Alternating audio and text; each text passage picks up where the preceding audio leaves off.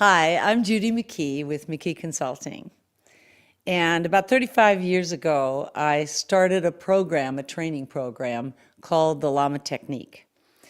And the whole Llama training is so special that people constantly ask me, how did I start it? How did it get going? Why did I choose to do this in a certain way?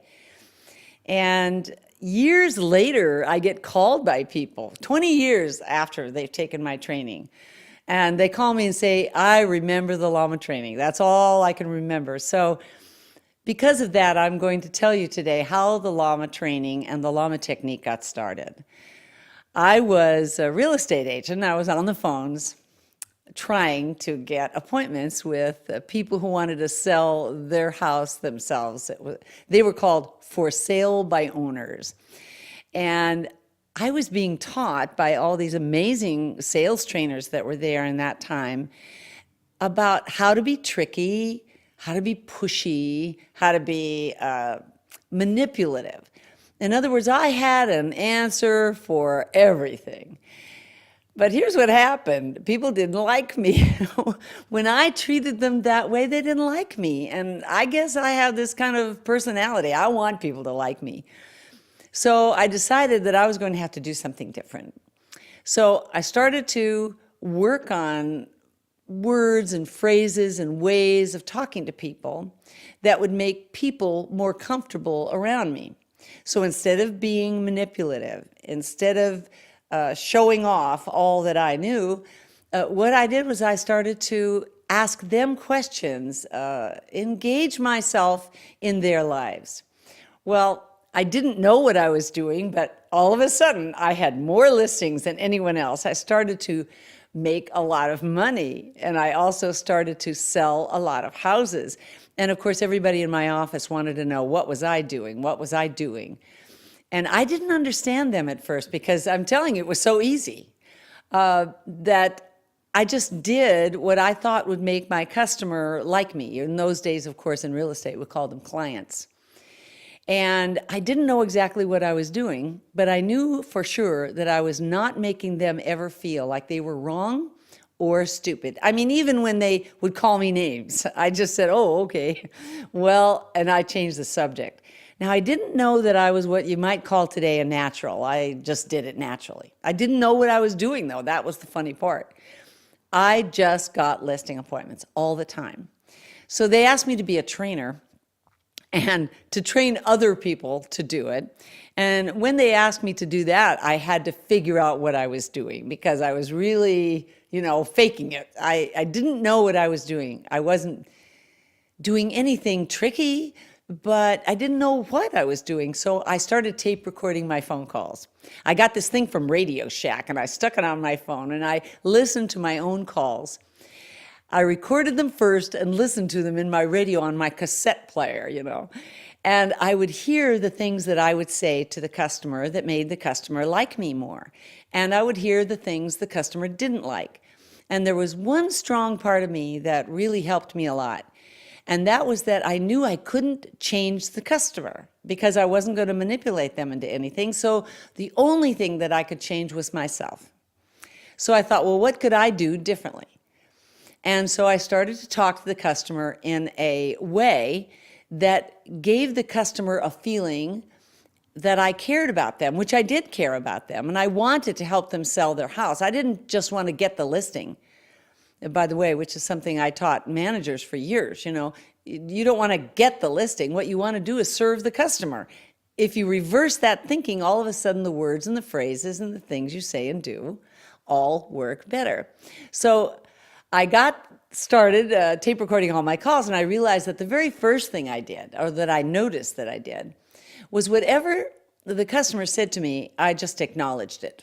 I just not always agreed with it, but I acknowledged that they had a point of view. And so they would say things like, oh, I don't like real estate agents. Now, I didn't agree with them. Oh, yeah, real estate agents are bad.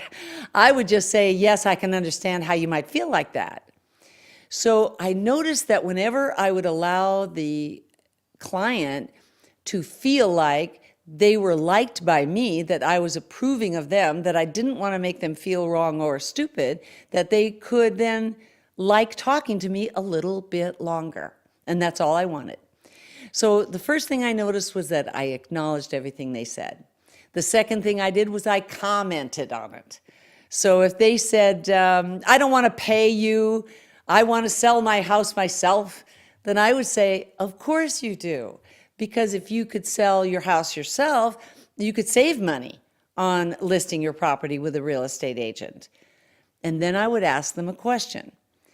And I would ask a question that took the conversation to another direction. That's all, with the direction I wanted to go in. And so now I had two parts of the llama. First, I listened to whatever the customer said. Then I acknowledged whatever they said. I knew that I knew what they meant. I tried to tell them, I know what you mean. I get it. I understand that.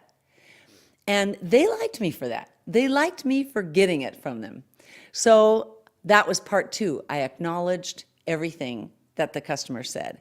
Then I got a chance to put my 2 cents worth in. I got to comment on what they said. Sometimes I would change the subject in that piece, and that's why I called it make a statement. In the training, I sometimes say make a statement or 2 or 3, but never more. So then what I do after I do that is I ask a question. And when I ask the question, I notice sometimes the question that I asked the customer or the prospective client, they didn't like my question. And I thought, well, why don't they like it? What's wrong with that question? And so I would say, well, how could I ask the question differently? How could I get the answer I wanted without asking the question? For instance, if I wanted to know why something, every time I asked the customer why, they didn't like it. So I said, why don't they like why? So I decided to change the question. So I usually said something like, what made you do that? Or what caused you to make that decision? Or what was there that happened that gave you that feeling? In other words, I took away the why question because the customer didn't like it. So here's what really happened there. I learned that if you took that combination of listening to the customer, acknowledging the customer, making some comment or statement to the customer about what they are delighted to talk about, and then you end up by asking a question that creates a safe environment for them to answer, they like you. And that's what happened. I got a listing appointment every day. Everybody else was wondering, how come I can't get a listing appointment? And I got one every single day.